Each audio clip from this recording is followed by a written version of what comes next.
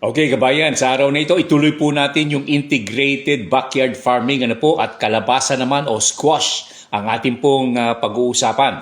Alam nyo kabayan, sa kalabasa, halos pareho po ang sistema sa mga viney plants. Ang difference lamang po, ito po ay nagsasanga. Ang kalabasa nagsasanga po, maraming sanga yan, At kung paggapang, kung gusto nyo, gapang, o kaya naman sa trellis ang ilalagay po ninyo. At yan po ay magbibigay po ng mga bulaklak. Okay, ang ating pong kalabasa kabayan ay kung may mga pollinator sa inyong lugar, pwede nang hindi ninyo gawin ang hand pollination kabayan ko. Pero pagka yan ay mahirap po yung mga pollinators, yung mga nakikita po natin na tutubi, yung po mga bubuyog, yung po mga ating pong honeybees, kung wala yan, hand pollination ang gagawin po natin, kabayan.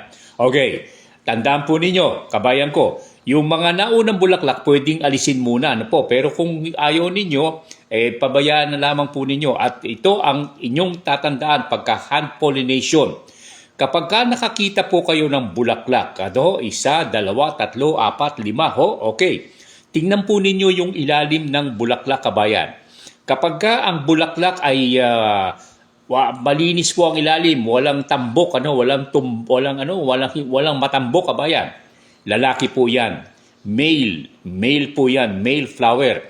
Ngayon, kapag ang ilalim ng bulaklak, kabayan ko, ay medyo matambok, parang bilog sa ilalim po. Yan po ay female na bulaklak, female flower, kabayan, ng ating pong kalabasa. Okay, ang gagawin po ninyo, kabayan, kunin po ninyo, pitasin po ninyo yung ating male flower. Yung male flower, pitasin po ninyo. At pagkatapos, ito po ay ibukan ninyo yung merong pollen, kabayan, yung may mga umo. Ibukan nyo yung mga petals. Pagkatapos, idikit po ninyo doon sa bulaklak na babae. Yung buong babaeng bulaklak, female flower, idikit po ninyo. Ang iba naman, kung sakasakali, kami, ang ginagawa po namin, kung minsan kapag binudbud na namin, kinaskas po namin yan, iniiwan na namin yung bulaklak doon sa ibabaw po ng female flower, kabayan. At yan po ay nakikita nyo, kapag yan ay nakadikit na sa female flower, yung male, siyempre, nakataob po ang male. Ikaskas po ninyo ang male sa ibabaw ng female flower at iwan po ninyo roon ng nakadikit.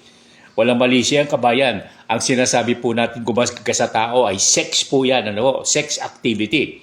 In a few days, kabayan, or weeks, kung kayo po ay maswerte, kabayan, magkakaroon po ng nabubuong bunga sa ilalim ng female flower. Tandaan po ninyo, yung female flower, lalaki po yung nakaumbok na bilog sa ilalim. Yan po ay magsisilbing bunga na po, kabayan ko. Okay na yan. Your choice, when to harvest, yan po, kabayan. Kapag maliit pa, pwede na. Pagka lumalaki-laki, natutuwa po kayo, anihin na po ninyo. Integrated backyard gardening or farming, kabayan. Tungkol po sa kalabasa o squash. Okay, maraming salamat sa inyo and God bless po sa lahat ng nanonood.